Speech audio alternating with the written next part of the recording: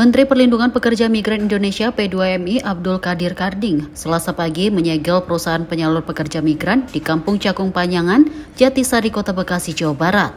Saat tiba di lokasi dan meninjau tempat penampungan TKI, Menteri geram dan langsung menegur pemilik perusahaan PT SD Mandiri lantaran tempat penampungan dinilai tidak layak untuk menampung manusia. Menteri Karding kemudian langsung memasang pelang segel tempat penyalur TKI tersebut. Menteri Abdul Qadir Karding mengatakan PT SDMA sebagai tempat perekrutan dan penempatan tenaga migran dihentikan sementara lantaran banyaknya pelanggaran.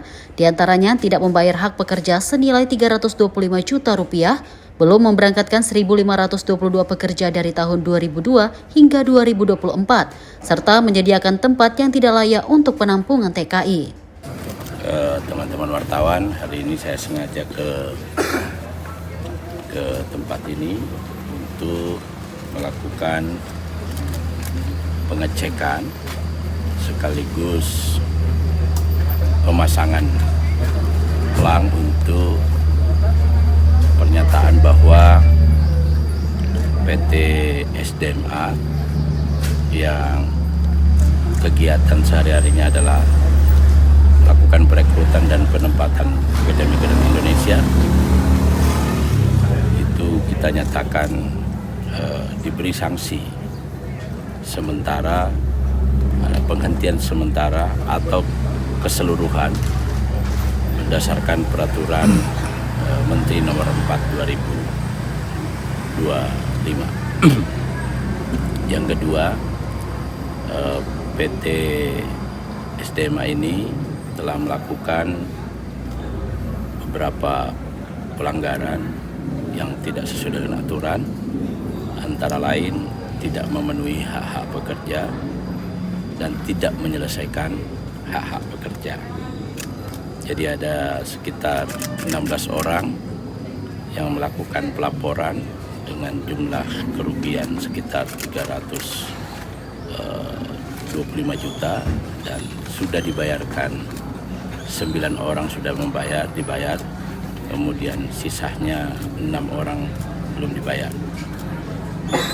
Yang kedua, kalau melihat data, mereka juga tidak memberangkatkan beberapa orang, jumlahnya cukup besar, 1.522 orang yang sebenarnya sudah mendapatkan kontrak kerja sebelumnya.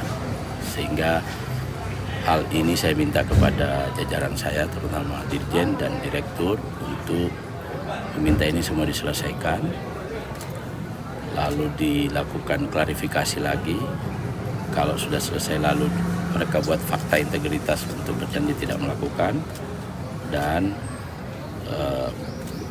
menyelesaikan seluruh kewajiban-kewajiban hukum, baik terutama yang menyangkut kerugian-kerugian yang dialami oleh calon-calon pekerja migran.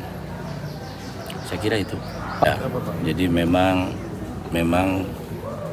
saya melihat modus yang dipakai ini adalah pengurus diganti, kantor juga pindah. Nah ini makanya kita harus, Pak Dirjen, saya minta untuk berhati-hati, jangan mau dikelabui untuk hal-hal seperti itu. Dan kalau pakai model yang ada, walaupun dengan alasan masih renovasi, ya, tapi menurut saya kalau itu dipakai untuk penampungan saja, itu sangat tidak layak. Menteri P2MI meminta agar perusahaan segera menyelesaikan hak-hak pekerja dan kewajiban perusahaan. Menteri Karding menambahkan perusahaan SDMA Mandiri juga menggunakan modus pindah tempat dan mengganti pengurus. Untuk itu pihaknya meminta Dirjen untuk hati-hati terhadap perusahaan penyalur tenaga migran. Dari Bekasi, Muhammad Ridwan, Sinpo TV melaporkan.